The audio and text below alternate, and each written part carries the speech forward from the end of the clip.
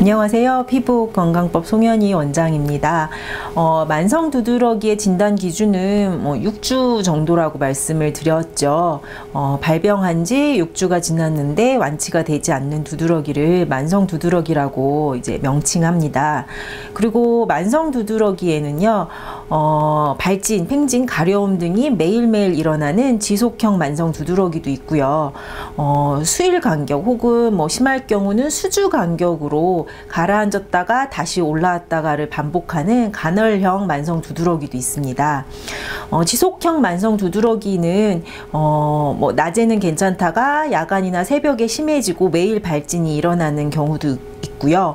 혹은 하루 종일 증상이 지속되는데 항히스타민제를 또는 스테로이드제를 복용하면 증상이 잠시 가라앉았다가 이제 약의 작용 시간이 지나면 다시 올라오는 경우, 이런 경우도 있습니다. 그리고 간헐형 만성 두드러기의 경우에는 수주 간격 혹은 수일 간격에서 혹은 수주 간격까지도 이렇게 가라앉았다가 반복을 이렇게 다시 올라왔다를 반복하기 때문에 혹 간헐형 만성 두드러기라면 적어도 증상이 없어진 지 1, 2주 이상이 지나야만 이제 내 두드러기가 완치되었다라고 판단을 하시는 것이 좋습니다. 가라앉은 줄 알았는데 한 2, 3주 후에 다시 올라오는 것도 만성 두드러기의 범주에 속하기 때문입니다.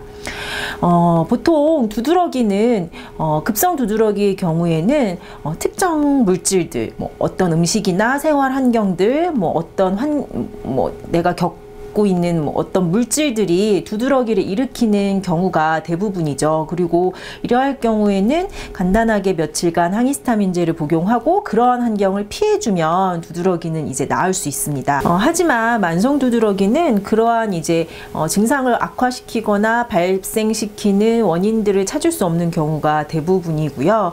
대부분 근본적인 원인은 면역력 저하로 인한 피부의 과잉 면역 반응으로 발생하는 것입니다.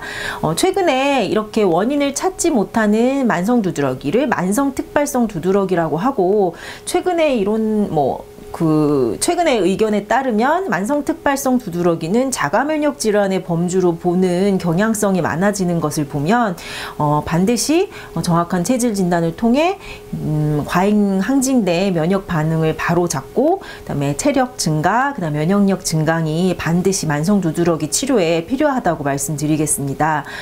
하지만 항히스타민제나 스테로이드제로 증상을 잠시 이제 완화시키고 진정시켰다가 또 그 약을 먹기 시작하고 이렇게 자꾸 장시간 유병 기간이 길어지다 보면 나중에 그 약에 대한 의존성이 점점 심해지게 되시고요. 그것들을 이제 줄여가는 과정만큼의 또 치료 기간이 필요하기 때문에 수주 이상 된 만성 두드러기시라면 습관적인 항히스타민제나 스테로이드제의 복용은 조금 조심을 하시는 것도 좋겠습니다. 물론 항히스타민제나 스테로이드제가 불필요한 약이 절대 아닙니다. 정확한 체질 진단에 따라서, 그리고 나한테 조금이라도 더 도움이 되는 약, 덜 도움이 되는 약, 그리고 정확한 적절한 용량을 사용한다면 증상 완화에 아주 도움이 되는 약입니다. 하지만 계속 그것들을 상습적으로 복용한다거나 습관적으로 복용하신다면 그것은 조금 근본적인 치료는 아니기 때문에 주의하시는 것이 좋겠습니다. 그리고 이것은 확실한 것은 유병 기간이 오래된 경우, 자꾸 약에 대한 의존성이 길어진 경우는 치료 기간도 그만큼 오래 걸리고 더 치료가 어려울 수도 있다라는 것을 생각하시면 좋겠습니다.